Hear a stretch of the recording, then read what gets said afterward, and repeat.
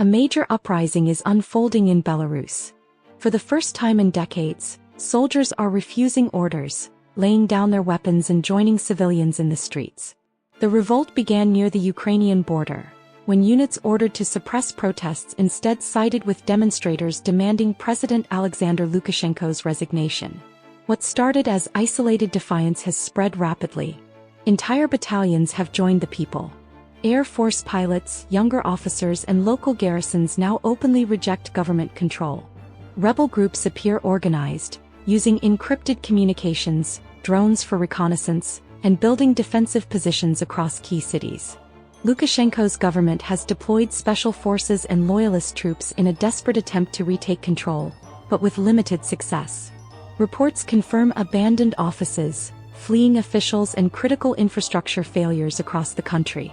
Power blackouts, disrupted communications and increasing violence are raising fears of a wider civil conflict. Despite repression, the uprising grows in size and momentum. State media continues to insist all is under control. But on the streets, reality tells another story. This is not a spontaneous revolt. Opposition networks, crushed in 2020, are re-emerging, calling for a transitional government and free elections. Neighboring countries are sealing borders and evacuating diplomats.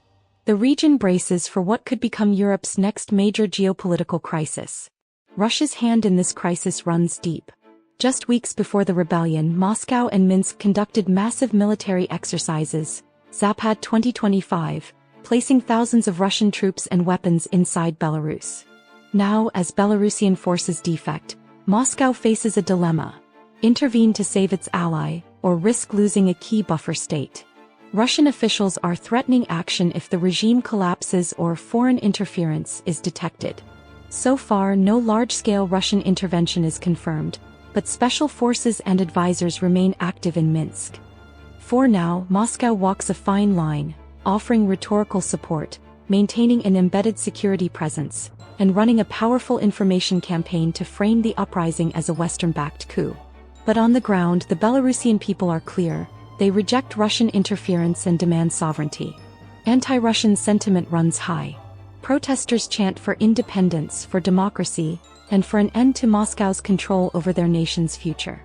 Despite harsh repression, the spirit of resistance endures, from the cyber activists of the Cyber Partisans, to defected officers in BYPOL, and citizen observers in the Belarusian Hrodna project. Each of them plays a vital role, hacking, sabotaging and informing to keep the fight for Belarusian freedom alive. Belarus has seen this struggle before. From the 1794 Kosciuszko uprising to the 1863 insurgents against Russian rule, its people have risen time and again for freedom. Today's uprising bridges the past and the digital age, where militias have become hackers, and the battlefield is as much online as it is in the streets. The future of Belarus now hangs in the balance. Will this be the end of Europe's last dictatorship, or the beginning of something even more dangerous? As Moscow watches, the world waits. For Belarus, the next few days may decide not only who governs, but whether it remains free. This is the most dramatic crisis in Belarus since 2020, and perhaps the turning point of its history.